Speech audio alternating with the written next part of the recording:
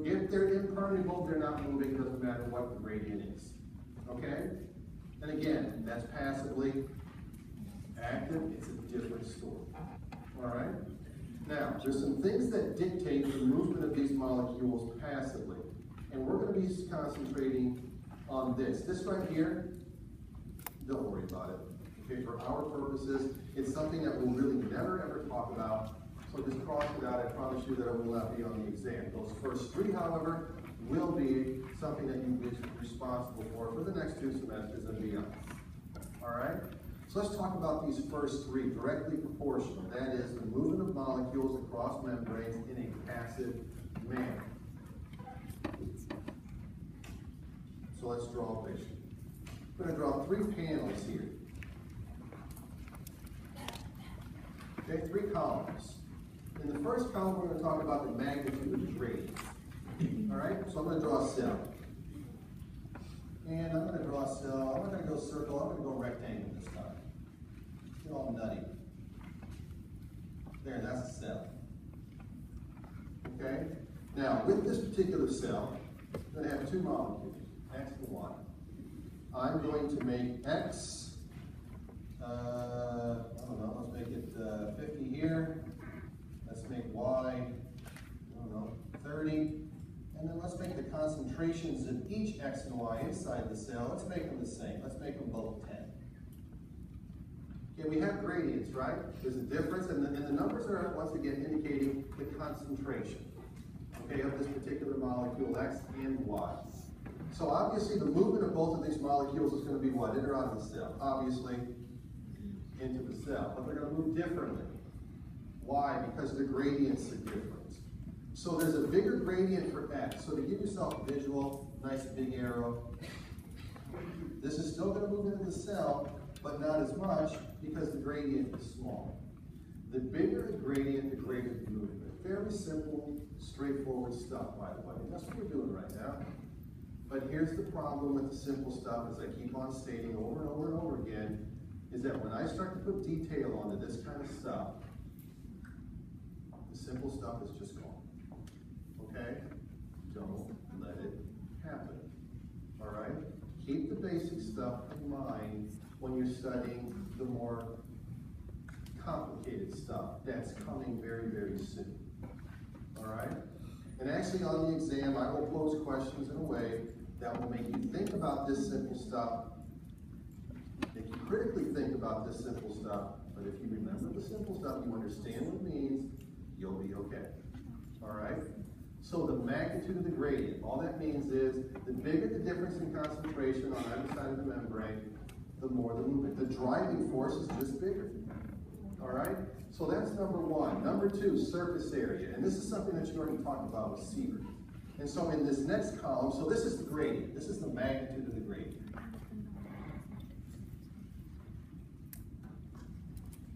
Okay, that's what that's talking about. So you notice, we're just going right over. This next one's about surface area. Now, Siebert already went over with you guys what surface area is. We're going to draw 2 cells in this particular case. Same rectangular cell. We're going to draw another cell right here. Same exact length, same exact size, except with one big, huge difference.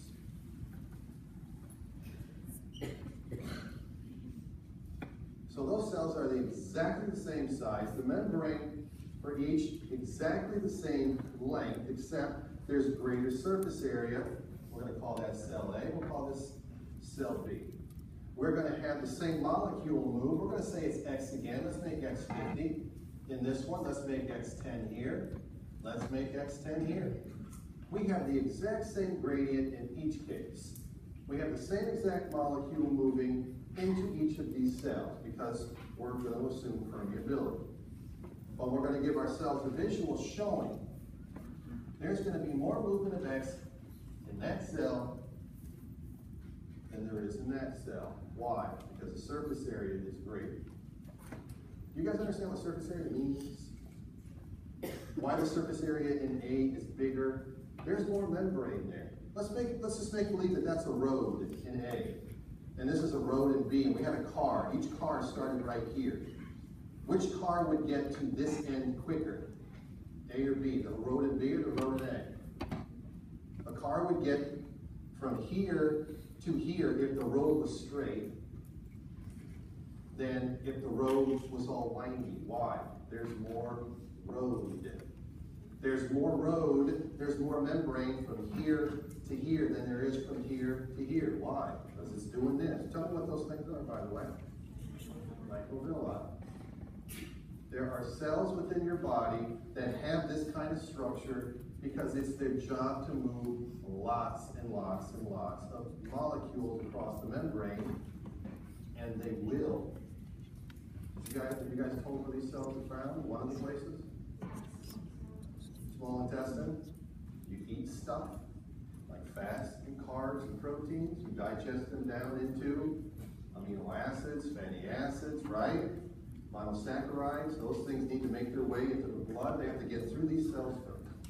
And if you have a cell whose structure it is that has a really big surface area, it is a more efficient process because more stuff moves through it. Okay? There's just more area for things. I just draw one big arrow. But when it comes to the movement of molecules across the membrane, it's happening at each and every one of these points. It's just not one big, huge rush of things. I'm just giving you a visual with the arrow. All right? But if this was a molecule X moving through a bunch of transporters, moving through a bunch of these things, we can put more of these things in this membrane than we can in this one. There would be more doors in this membrane, so more stuff can move through it. Okay? Structure function goes hand in hand. So as you increase surface area, you increase movement. As you decrease it, you decrease movement. As you increase the gradient, you increase movement. It's directly related. The last one's permeability. We're going to draw two cells again. We're going to make them exactly the same. So this one's about permeability. Okay, so we just talked about permeability and how we can talk about it in mathematical terms. We can. We can measure permeability. It has a value. It's like if I asked you how tall you are, you would give me feet and inches probably. If I asked you how much you weigh, you'd give me your weight in pounds. We can measure weight, we can measure height, we can measure permeability. We have the ability to do that. There are values. We'll talk about it later on this semester, by the way. We're going to talk about, I'm going to give you specific examples of permeability values in cells in the body. For right now, we're just going to keep it simple. Two cells. X again. X equals 50, X equals 10, X equals 10. I'm going to give permeability value. I'm just going to give arbitrary numbers here. And I'm going to abbreviate P. P stands for permeability. Okay? Permeability of X. I'm just going to give it a value, guys. I'm going to say that it is, I don't know, 1. Which is actually a real number, by the way. You have permeabilities of 1. I'm going to give the permeability of X for this particular cell, half of that, 0.5. I picked it right out of the air. There's greater permeability for this particular molecule in cell A, now let's call it cell C and D, in cell C versus cell D. And so because of that, more movement. Concentration gradient is exactly the same. Surface area is exactly the same. What makes the difference here? It's a difference in permeability. All right? Now, how we change permeability is something I'll talk to you guys about later on this semester. Okay, it could be a numbers game, it can be an openness game. We don't care about that right now. All I need you to know is that we can change permeability, and when it's bigger, there's more movement. When it's smaller, there's less movement. You can, yes? So are you saying this is just the rate vector, right? Not the It's the number of molecules moving across the membrane. It's not kinetics, it's not rate, it's number. I guess per unit time, so I guess you can call it rate. Right, because in the end, it's all going to be the same. What's going to be the same? You're going to have whatever the equivalent number is between those three. The average is 70. If each outside takes up the cell, right? Mean it or not? The average is 70?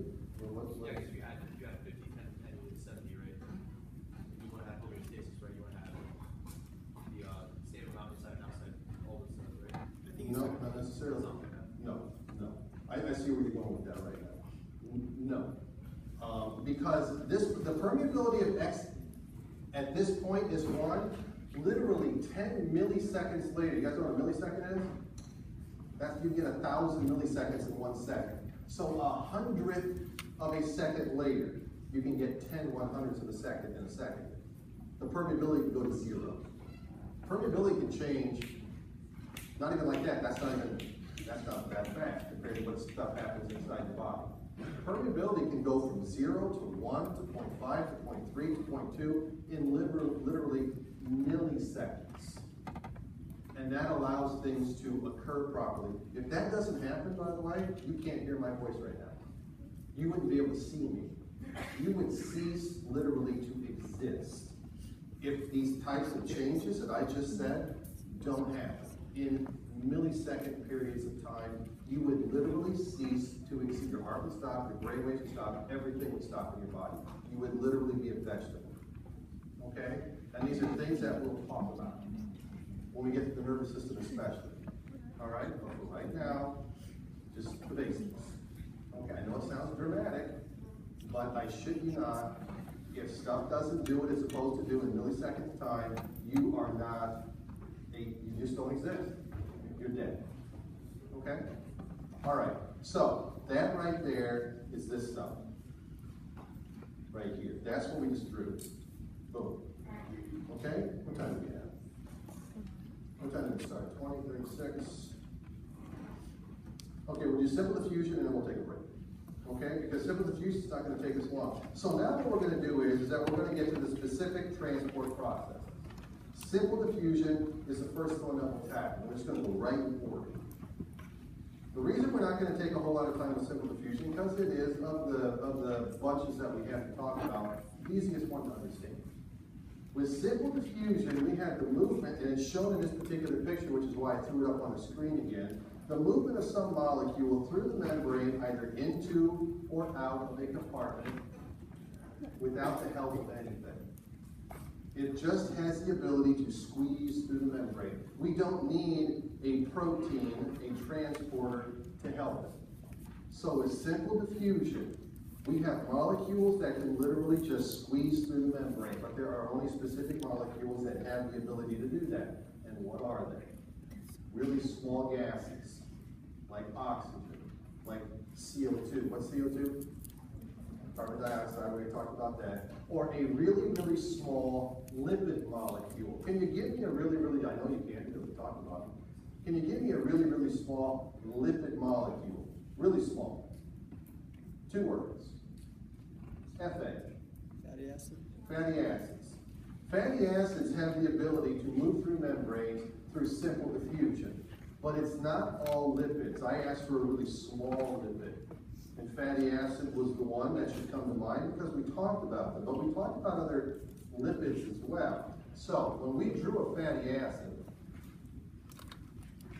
maybe we just kind of drew a little scribbly thing like that. There were other lipids that we talked about.